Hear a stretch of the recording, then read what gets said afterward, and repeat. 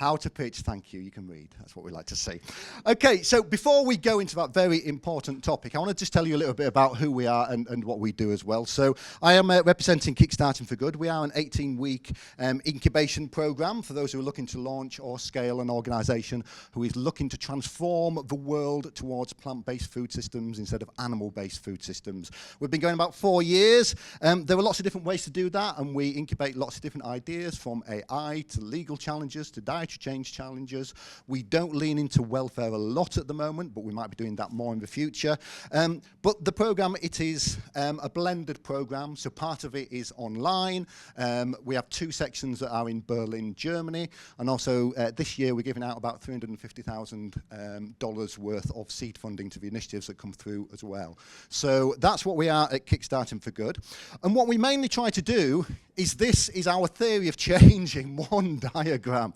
So we want to bring together the best talent with the best ideas and link that with impactful funding, and that's what we do at Kickstarting For Good. Some of the initiatives that we've incubated over the last 3 or 4 years, you'll recognise some of these. Ava was one of the first things that we were involved with. That's now turned into absolutely massive things. Reporters for Animals, some people might know. Open Paws and Electric Sheep doing amazing things in AI. Everyone wants to take photos of me. Oh, this is so nice. I feel so loved. So we've done a lot of work in the intersection between the animal movement and AI as well. Vegan hospitality, plant-based university, lots of different things going on. So that is Kickstarting For Good. So today we're going to talk about pitching. Now, there is a danger, depending on how my time goes and how lenient my moderator is, there is a danger we might get interactive. Now I'm looking for the fear in the eyes. So let's just start off with a very simple exercise. So what I want everyone to do is to stand up. Some people swearing already. Okay, so what I want you to do is I want you to stand on one leg. Oh my Lord. Stand on one leg. I want you to hop in a circle. Okay? And then on the count of 3, I want you to shout out the year you were born. 1, 2, 3.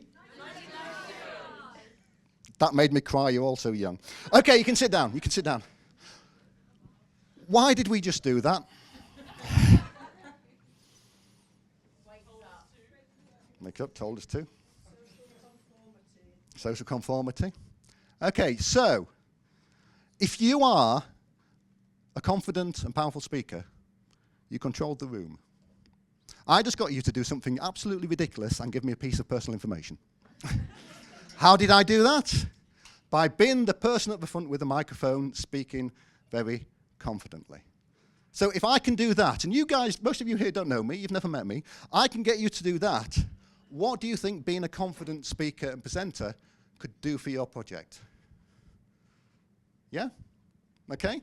So that was just a quick demonstration of why it is important to be able to be confident, to be able to speak, to be able to present your initiatives. And I want to start off with a story about this guy who was very instrumental in my background. Has anyone seen this guy speak before? Anyone know who this is? Okay, well, you've all seen this guy speak, because this is me. Don't love, that's cruel.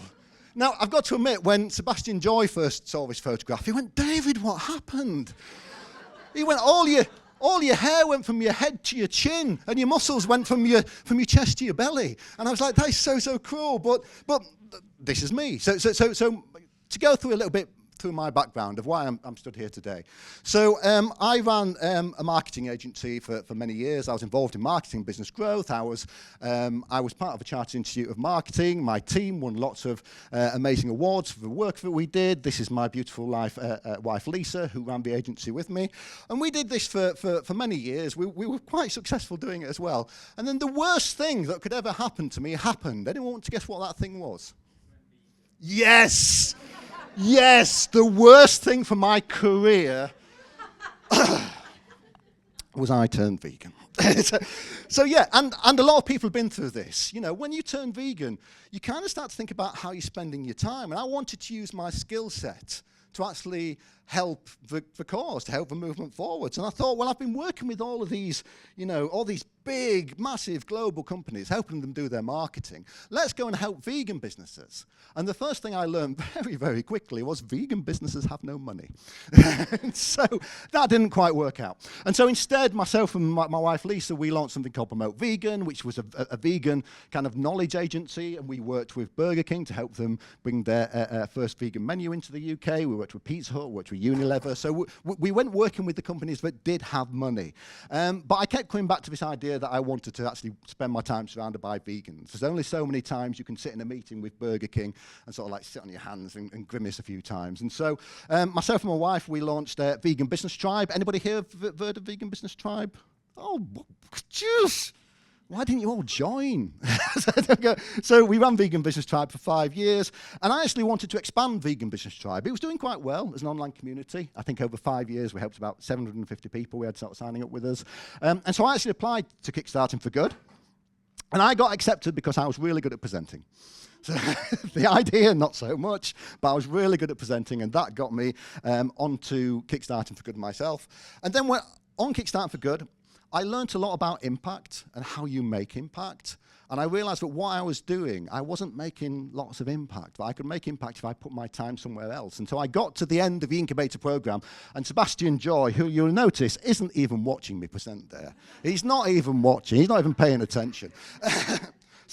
And Sebastian said, well, we could give you some money, or maybe you should come work for us. And so I was asked to then join Kickstarting For Good to help expand. I started off just by helping them promote it. Now I'm running half of the program.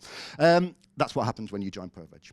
So that's why I am here today. So I want to go through talking about how to pitch and present, because I am usually in charge of getting our Kickstarting For Good cohort ready for pitch day, ready to present. So usually when I run this seminar, it takes me about 4 hours. Today I've got about 40 minutes.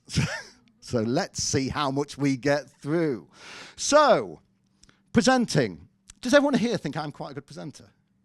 Say a bit louder. Oh, thank you so much. Now, how do you think I got good at presenting?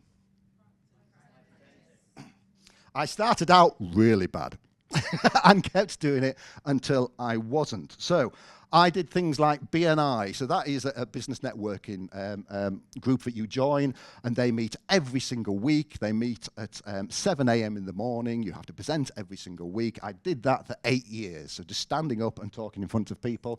I delivered my own marketing boot camps every month for 3 years, and I did lots of presenting and podcasting every week for 5 years with Vegan Business Tribe. The first time I ever presented, this was my presentation. Hi, good morning, I'm David, and I kind of do design stuff like that. And yeah, if anybody wants like a website or something, just let me know, thank you. That was literally my first presentation I ever did, okay, in like a business networking group. And so the only way I got to being okay, I wouldn't say I'm a great presenter, I'm okay at presenting, is simply by practicing it. I kept doing it until I wasn't. And that's the first important rule I want you to take away from today. If you get any opportunity at all to present, to stand up in front of a room full of people, I do not care how much you've got worries about doing it, about how nervous you are, if you've got imposter syndrome, I don't care. Take the opportunity, because if you want to be good at presenting, the only way to do it is to do it. So that's really important. The great thing about presenting, however, is what you actually say and the tone of your voice and your body language, they make up this lovely pie chart. So this was done by the University of California about the impact that what you said, how you said it, and your body language made on your audience. So let's have a little guess here, and it's not too hard. What impact do you think the actual words you say have on the people that you're speaking to? Wow. Isn't that really impressive? Next one, what do you think? Tone of voice or body language? Tone of voice 38, body language 55%. So if you stand at front of a room full of people like this and talk very confidently, everyone thinks you're a great presenter, everybody has confidence in you, people will back your initiative. Isn't that easy? How long do you actually spend preparing on the words you're going to say? Hours and hours and hours. How much time do you prepare saying how you're going to say it? That's where we're all going wrong. That's where we're all going wrong. So, Two lovely people presenting here. Which one do you want to listen to for the next half hour? Why? Looks funnier, and a little bit entertaining, yeah. Smiling, yeah. Looks like she's having quite fun. There's a lot of energy there. Engaging, what else? Yep, she looks like she's speaking to people. She's making gestures, there's hand movements, okay? Now, she might be an idiot. She might know absolutely nothing about what she's talking about.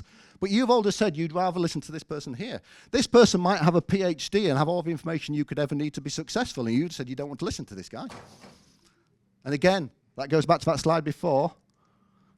It's not the words you say, it's the body language, it's the way you say it. Okay, so let's go into some actual practical help here and information. Your biggest enemy when you speak, Frankie there is on her phone right now. This isn't Netflix, Frankie. I'm really here. At the presentation this morning, opening presentations, probably about maybe 20% of the audience on the phone, some people on laptops. This is your biggest enemy. Not Sam. Sam's a really nice guy. He's here this weekend. I was hoping he wasn't going to be here today, knowing this photo was in here. So not Sam. Sam's lovely. But this is your biggest enemy, that these phones, they're more interesting than the person stood in front of you speaking a lot of the time. So that is your biggest enemy when you're speaking. You might get through your presentation, and the people you're speaking to, they've only taken in 20%. Not the guy on his phone. Look, I'm even saying it. And he's there on his phone. But that's normal. That's how it works now. Yeah? Okay? So, if that's what our enemy is, what we've got to fight against, how do we do that? How do we get people's attention? So, number one, you can tell them a story. You can engage with them. That's why I always start with a personal story. I want to entertain you. I start always trying to make somebody laugh. I try to get people brought into a presentation with me, because that personal story is really, really important. The second thing you can do is you can make them feel, or you can make them laugh. Humor is really underused in presentations as far as I'm concerned. But if someone leaves a room and the person that they were speaking to made them laugh, that just leaves people with a really good impression. So humor is something there. If you can't make them feel, I heard that the keynote speech this morning, some people were close to tears perhaps from the personal stories. Yeah. And that's what you'll remember from that. So try and make somebody feel in your presentation as well. Project confidence, even if you're not. Has anybody heard of like the superhero pose? Andrew, you must have heard of the superhero pose. You've been on all the boot camps and things, that research showed that if you just stand like that with your arms out, that you become confident, even if you're not. And so when I've done speaking workshops, that's what people have told you to do before you go on the stage. Stand in a superhero pose, and it makes you feel really confident. So confidence isn't something that you just have. It's kind of something that you pretend to have. Move. Now, the human brains are programmed to see movement.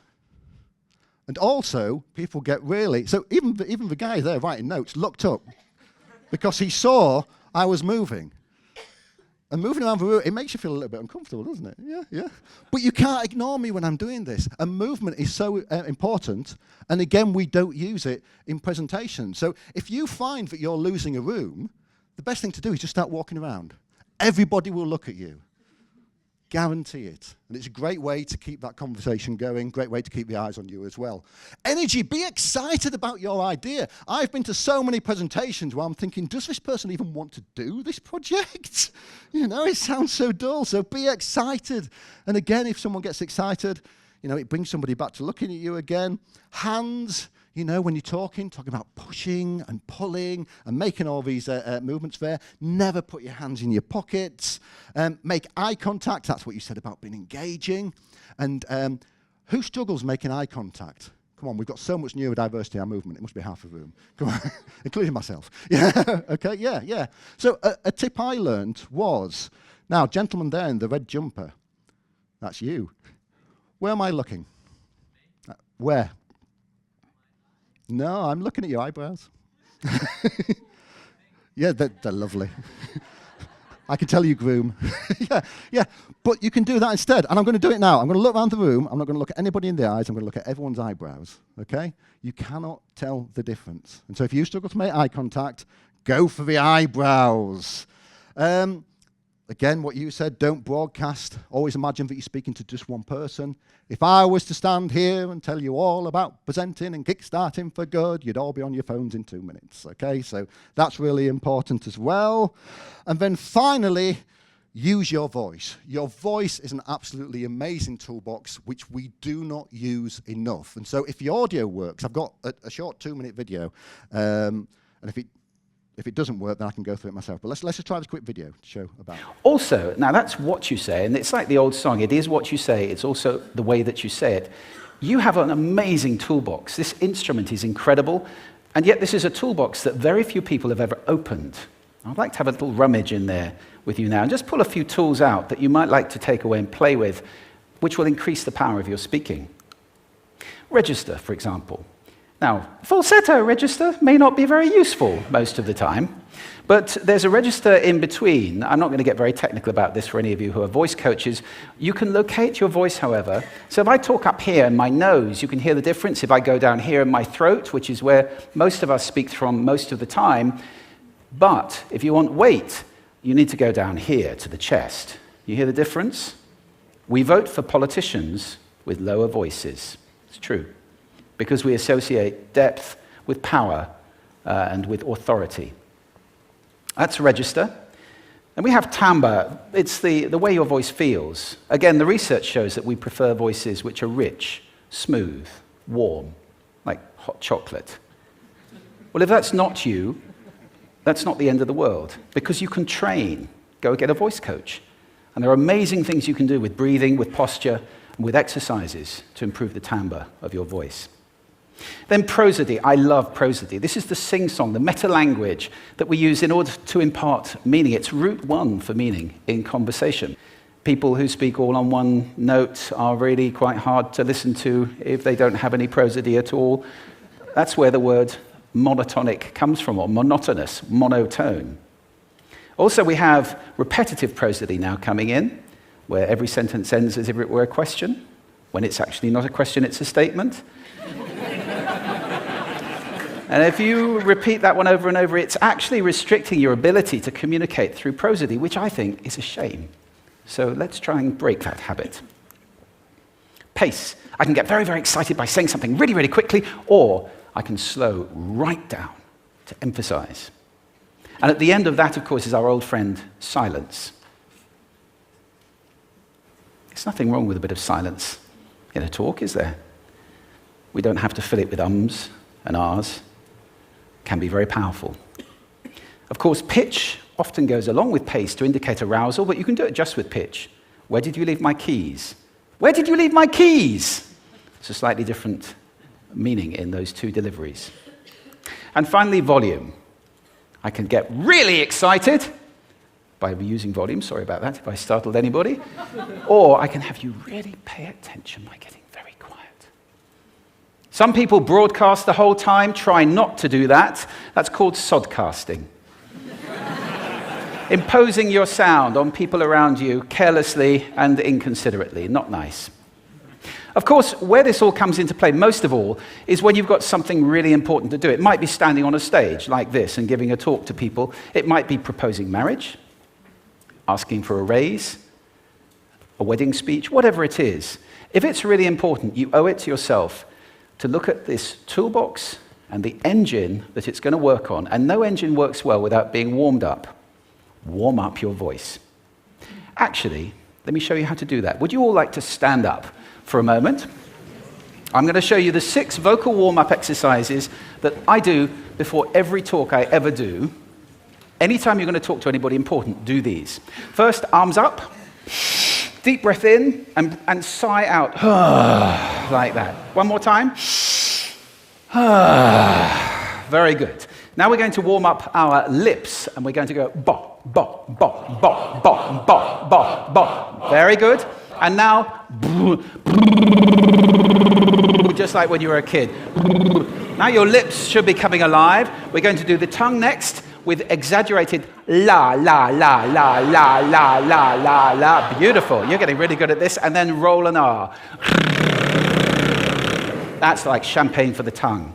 Finally, and if I can only do one, the pros call this the siren. It's really good. It starts with we and goes to or. The we is high, the or is low. So you go wee, or, wee.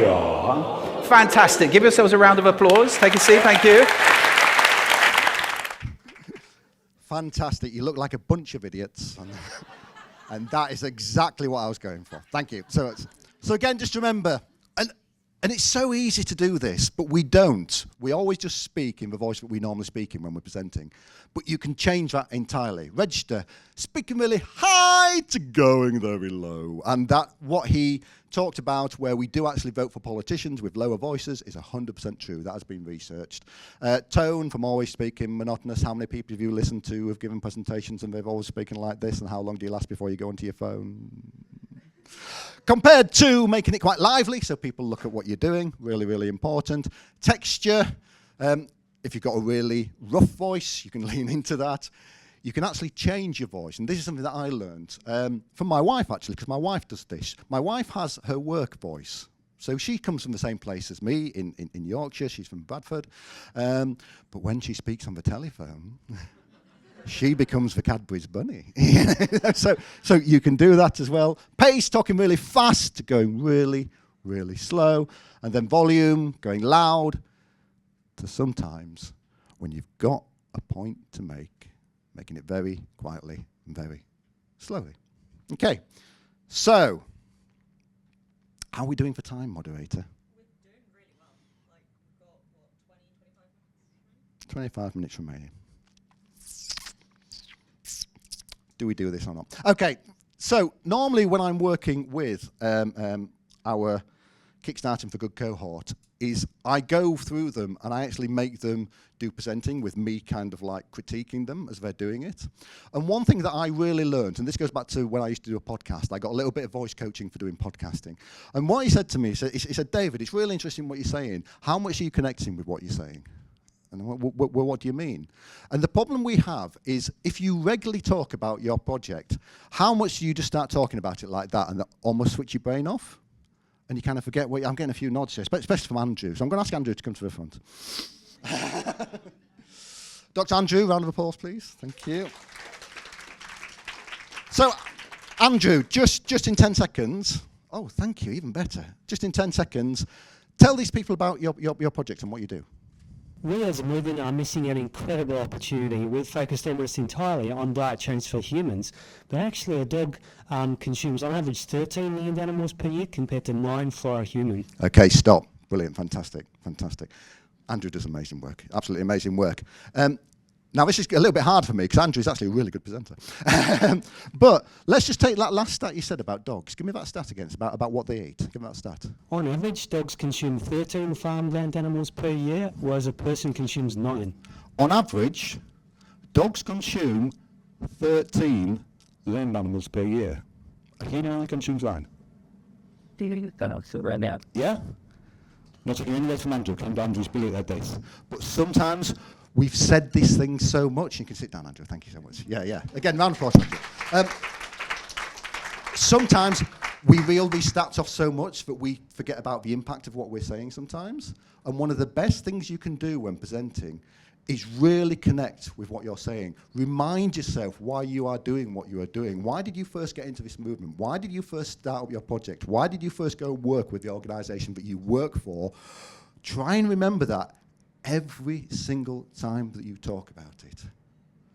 Because we're doing amazing work. And I've heard some people talk about their projects, the most amazing things in the world you can imagine, and they're kind of just reeling it off because they've said it so many times. So if you've got an important presentation, just ground yourself. Remind yourself why you're doing what you're doing and try and bring that back into your words. So again, if I was doing this with a Kickstarting for Good cohort, and Niels will contest to this, I'll get lots of people up and we'll go through and we'll try and connect it. And I think that was quite a good session when we did it this year, wasn't it, Niels? Niels doesn't like to speak. He's one of our cohort from last year who, like me, then joined the team. Okay, so let's actually go into pitching in general, because we've got about 22 minutes left. So let's go into pitching in general. So, a few tips for it. Number one is know your audience. You really need to adapt your pitch to who is in the room. So I change this presentation depending on who I'm speaking to. And if you're speaking to funders, then you really need to be doing that very different if you're talking just to some people who might be stakeholders or somebody at a conference or something like this. So you need to adapt your audience. And especially if you're speaking to a funder, this is really important. So who here has pitched to a funder or pitched for funding before? A few people in the room. Okay, right. You will all be involved with doing this, hopefully, at some point. And if you do it, you need to get into detective mode. So what is their theory of change? What is that funder wanting to put money into? How do they think we're going to change the world? Are they farmed animal welfare? Are they alt protein? Are they documentaries? Are they dietary change? Are they public food? Are they street education? You really need to know the person you're speaking to, what their theory of change is and how they think we're going to actually move the needle forward in our movement. And then you need to adapt to what you're saying to what their theory of change is. Know what they're looking to fund. So most funders will put on their website, on most funds, what they're looking to put money into. So make sure if you're sitting, especially if you're one-on-one with somebody, if you're sitting there or if you're at a pitch competition or something like that, know who's in your audience, know what they're looking to put money into, and make sure that what you're sort of selling to them fits that. Number 3, find out who else they funded. So do they like organisations like yours? And if so, how is yours different to what they already fund? Some funders don't want to fund 2 organisations doing similar work. So in that case, if they funded someone similar to you, you've got to differentiate and show them how you're different as well. And then find out how much they usually give and maybe adapt your project to ask. And so if a funder is potentially more likely to give out £20,000, but you've got an operation budget of £120,000, maybe ask if they'll fund just one programme or something like that as well. So this is something you should always do. If you are pitching to anybody, if you're sitting down one-on-one with a funder, do this detective work first and adapt what you're saying to match that. That will make a massive difference to you actually connecting with funders. So many funders, they get people just pitching stuff at them that they're never even going to consider. So do this detective work, and especially if even if you're doing this just by putting an application in, do this work first. So, what are potential funders and stakeholders looking for in a pitch? Really important information. Is anybody, hopefully some of you are, any of you familiar with effective altruism, EA? Yeah, okay. So again, this is very kind of EA-led, but this is what funders are looking for, from our experience of working with many different funders. So the first thing that they want to see in your pitch, or if you're standing up and you're pitching, they need to see that you've got a solution to a very important problem. And will solving this problem help a large number of animals? And a funder once told me that, you know, we're not looking to solve champagne problems. We're looking to solve real things that are going to move the funding move it forwards. Funders kind of want to buy impact, which I know sounds a little bit odd, but they want to put their money into something which is going to change the world. And so many people are telling me, and especially the large funders, they're saying it's not the lack of funding that's a problem, it is the lack of high impact orgs and ideas. Some of the funders we work with, they get to the end of the year, they haven't given out all their money because they haven't identified enough high impact initiatives to give that money to. So that is really, really important. You need to have a problem that's a big problem, and you need to have the solution to it as well. Number 2, neglectedness. Again, if you're familiar with EA, you'll know all about this.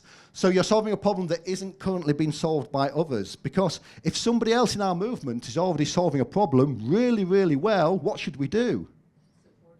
Exactly. Let's put more money into that. Okay?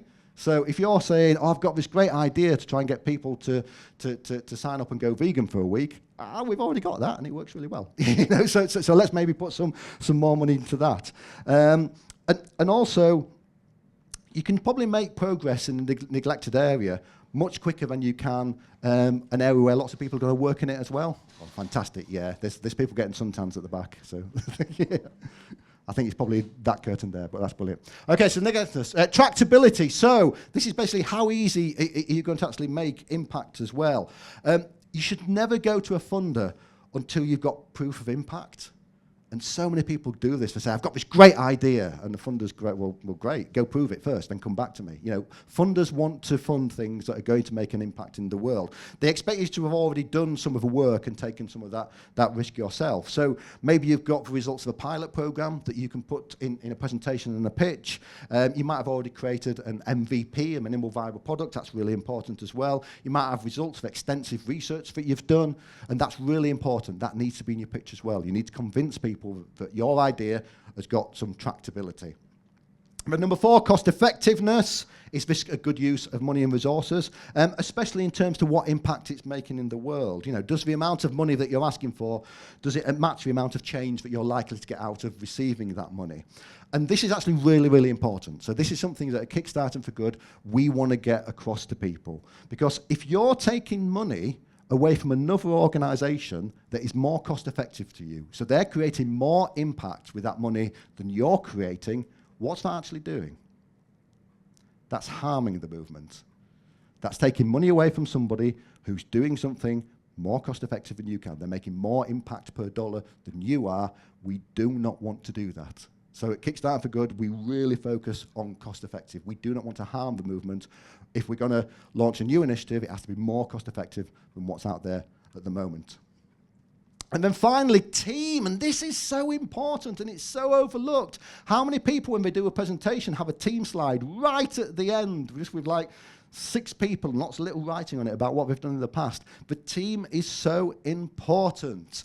Funders back people, not just ideas. And at Kickstarting for Good, if somebody applies and they've already launched, 2 successful organizations, they've got this amazing track record, we want them to come and join our program. So if you've got this great knowledge and experience in your team, make sure that is in your pitch, make sure that is in your presentation, or can you attach something to that as well? I mean, at Kickstarting for Good, we always get people to work on an advisory board. So who can you attach to your project, who is maybe known by some of these funders or known by the movement that you can actually bring in to be on an advisory board? That is fantastic as well. Okay? And then finally, is it exciting? I just did that because a couple of people were yawning at the back. And so now I'm going to walk around as well, just to wake them up again. But is it exciting? Is it interesting? I've met some funders, and maybe they come from a tech background, and so they get really, really excited about tech projects. Or maybe they come from a business background, so they get really excited if something's got some like corporate collaboration in there, or things like that as well. So again, is it exciting? Is the funder saying, yeah, I really want to get involved with this, I want to back at it? So that's the 6 things that funders are looking for in your presentation. So make sure that is in there. Okay, so I'm going to wrap up now with some top tips. I'm going to get all practical again, just so you've got some easy notes to write down. So my top tips for a presentation. Number 1, wake up your audience. What did I do at the start? Made you all stand up. I made you get engaged with what I was saying, and that is so important. And especially if you're pitching in a group. So if there's like 6 organizations pitching and you're one of them, you need to reset the audience at everyone, because they might have just listened to the world's most boring presentation before you. So do something to get your audience involved. So many, such as Alexa here, so many pitches start by asking someone a question, asking them to raise their hand, asking them to stand up. And that's just because it's trying to get you engaged with that presentation there. Okay? What have you spotted on the slide? Come on, share the joke with the room.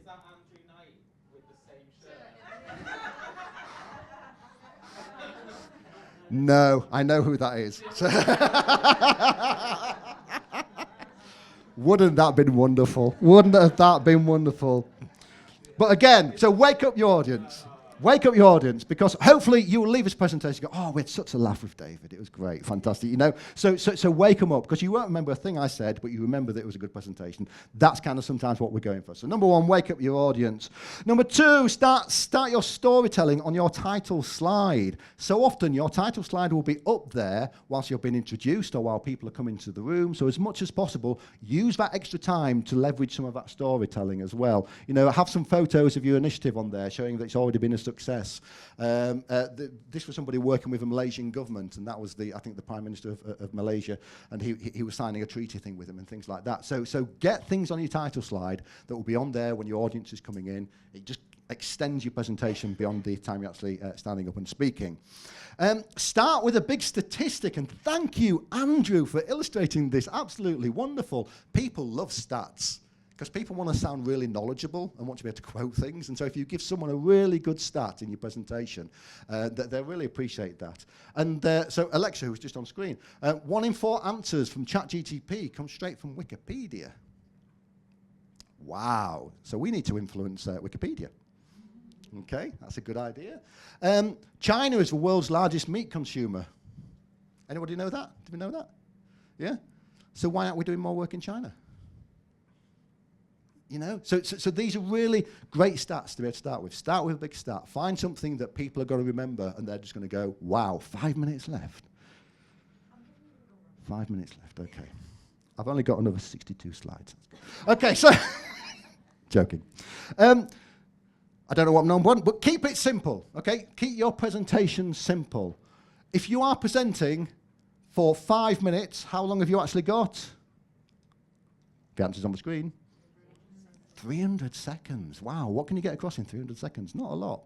So I've seen so many presentations where it's like really complicated presentation, really simplify your presentation down to what you need to get across, down to the simplest version of your message. Otherwise, in most presentations, people are going to fall asleep. They're not going to stay with you. So jump straight in. No fluff about this whole background story, just like I did at the start. You know, give the simplest version of your pitch. Leave all the details for your pitch deck. So really sell the idea, sell the story. He's yawning again. I'm going to have to try and wake this guy up at the back. I should get you to the front to do a presentation, shouldn't I? Yeah. And a big hand of applause to Pakrit, our program manager, who likes to make sure I'm doing my job. There we go. Okay, slides. Have people enjoyed looking at my slides? Don't they make a difference? Don't they? Now, fortunately, I come from a marketing and graphic design background, so it's quite an easy thing for me to do. But invest in slides, you know, and we've all got volunteers, we've all got friends, we've all got colleagues who are quite good at putting visuals together. So get some help in that, because slides make such a difference. And make them simple and high impact. So this is a quick story I want to tell about Farah Amber. So this was one of her slides on pitch day for Kickstarting For Good. She showed how she took one of these adverts from Israel that had got 180,000 views. She reformatted it, she reposted it, she did all the tags right, she changed some of the editing. It got 7 million views. She got offered a job on pitch day by somebody in the audience, and she's now working for them. I don't know if I'm allowed to say who, so I won't, because it's been recorded. But it was a very exciting big project that's just happening in our movement, okay? Just from one slide. Powerful slides, that's really, really important. Great visuals, few words. People don't want to read slides too much, although people like taking photos sometimes. Someone took a photo just as I said that. But to Frankie as well, thank you, Frankie. But again, just some, was this yours, Frankie? That was your slide, wasn't it? Oh, wonderful. That was a wonderful slide. A wonderful slide, yeah. But again, just something that gets a story over quick. I love this one from PBU, who came through Kickstarting For Good last year. You know, just shows, you know, the movement. So don't put words on your slide. Just put some great graphics on there as well. This is Farah, actually, who got offered the job. Now isn't the time to be humble. Okay, and we all struggle with this. You know, you're trying to convince people to give you money or to back your idea. So if you're going to do that, now isn't the time to kind of hide your light away. So if you've got an amazing achievement, if you held this amazing position, then put it in your pitch, yeah? So blow your own trumpet as much as you can. So I'm now going to wrap up in the 2 minutes I've got left. We will see, we will see. Overcoming presenting nerves. Very quickly, I want to go through nerves because this is something that people always struggle with. Maybe take a photo in. You are going to be nervous when you give a presentation. If you're not, something's gone wrong somewhere. You're going to make a mistake. Nerves stop you making mistakes. It makes you check everything again. It makes you check that you've got the right cable for your laptop. It makes you check your script. It makes you check everything that's going to happen. So if you're not getting nervous, something's going wrong somewhere. So embrace nerves when you're going to speak. It's going to make sure that you're going to give an absolutely brilliant presentation. If you are the person who gets imposter syndrome, anyone get imposter syndrome here in the room? Everyone put your hand up because everyone gets it. Okay? And if you give in to imposter syndrome, then you stay silent when you should speak out. You know, you say no to opportunities instead of saying yes. And you are really going to hinder the impact you're going to make in our movement. So really get past imposter syndrome because, as I said, look at how many hands went up. Everyone's got imposter syndrome. So if you know that, just be a brilliant imposter. That's what I did throughout my career. I said, I'm going to be the best goddamn imposter in this room because everybody else is in it. And then finally, practice. And I'm going to skip ahead now because there's a few things that I want to show. Oh, just one thing I'll say. Most pitch presentations last 3 or 5 minutes. If I said to you, I'll give you $100,000 for memorizing a 3-minute script, would you do it? How many of you memorize your entire script for pitching and presenting? 1 person, 2, yeah? That's really, really important, okay? You can memorize a 3 or 5 minute pitch. So it's always worth doing. Okay, right. So I'm going to just skip a couple of things here. So if you've enjoyed this, because my moderator's getting itchy fingers now, I can see this. So if you've enjoyed this, and I've got to say this because Pakrit's walked in the room and he's organised it. Tomorrow, we have a pitching competition where you can win, there's £6,000 in prize money on offer, £3,000 as the lead prize there, for you just pitching an idea. And we will give money to the best ideas, the best 3 ideas to take those ideas forwards. So please do scan the QR code, register for our little Swipe My Idea app, which Neil's at the back built. And not only can you submit an idea, you can vote on other people's ideas as well. So please do, you'll see these around the venue as well. Scan the code, pitch your idea, and come and see the people who are going to pitch. That's really, really important. And then finally, how long have we got left? We can do till 1/4 so if it's 3 minutes-ish. Yeah. Finally, I want to show you a wonderful video on Kickstarting for Good, because if you do have an idea and you actually think you want to take it forwards, our recruitment is currently open for our 2026 cohort. And if you are amazing people, like Frankie who went through it, like Neil who went through it, like myself who went through it, then you didn't go for it, you wrote it. Then we would love to be part of it. So I just want to show you a quick, I think, 3-minute video, just to show you what Kickstarting for Good actually is.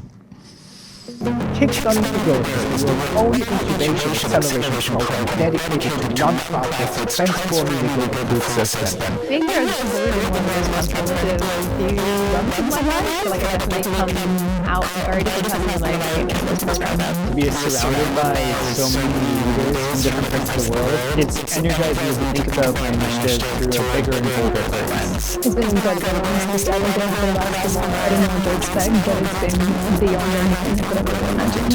Kickstarting For Good gives you the structure to develop your high-impact initiative under the guidance of expert mentors and founders from around the world. Mentors are the best part of this program. Each mentor has their own area of expertise, and it's been so helpful to build relationships with mentors.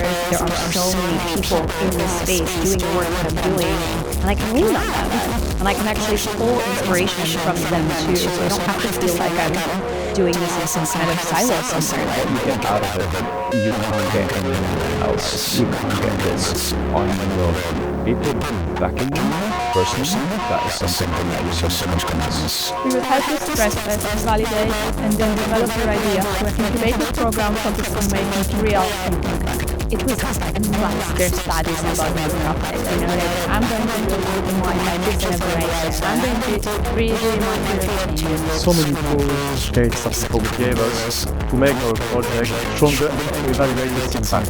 I love the structure of K4D because that's really the crucial element that we were missing as we started to set up our own nonprofit. We're professionalizing what we're doing, getting more internal structures, reflecting on our impact, defining our strategy, and paying some for money. We blend a virtual online program with 2 intense in-person sessions at our incubator in Berlin, Germany. We cover all travel and accommodations so that you can spend real in-person time with mentors and your fellow cohort working on your initiative.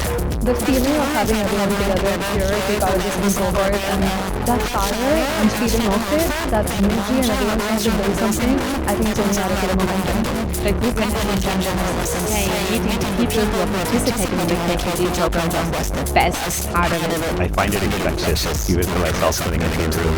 Having people come together at the beginning helps really pressure test some of those ideas. Just at such an early stage, the virtual part of it, kind of let people refine it and bring it back to the end. You see so much change from week 1 to week 10. We are looking for exceptional founders who are working on the best high-impact ideas for food system change. And you can apply with your own idea or with an existing initiative that you are already working on, or you can also apply to work on the idea areas that our extensive research has identified as needed. One of the things that I really love about Kickstarting For Good is that they are helping bring in really talented people, start their initiatives. With that comes more jobs, comes more funding, but it also comes innovation. People being creative and pathway for me to leadership and the professional life that I didn't think was possible before. I feel like I found like people who are mission-driven, who are ambitious, who want to create change. It's been amazing. People is the best program that I've been to so far.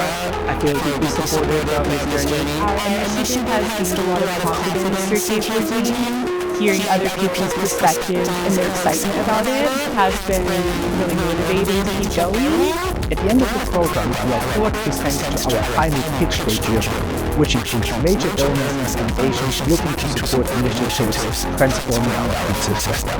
In this year, we also got $300,000 in additional seed funding for our graduates. You should apply to K4D if you want a challenge and you want to be with the best of the movement of thinkers and doers who are coming up with new ideas, and you want to immerse yourself in that environment. The fact that Dave and found an organizational initiative inside to support the ecosystem. It's really exciting to be able to support people who have big ideas. What I was taking away with me from this program really is this sense of possibility, that if you have an idea, you can turn it into something real. I guess it's really started something inside of me. Believing more in myself and the possibility to change the world. Yeah, I believe that the change is possible. Apply now an impactful idea and help us transform the food system towards a sustainable future.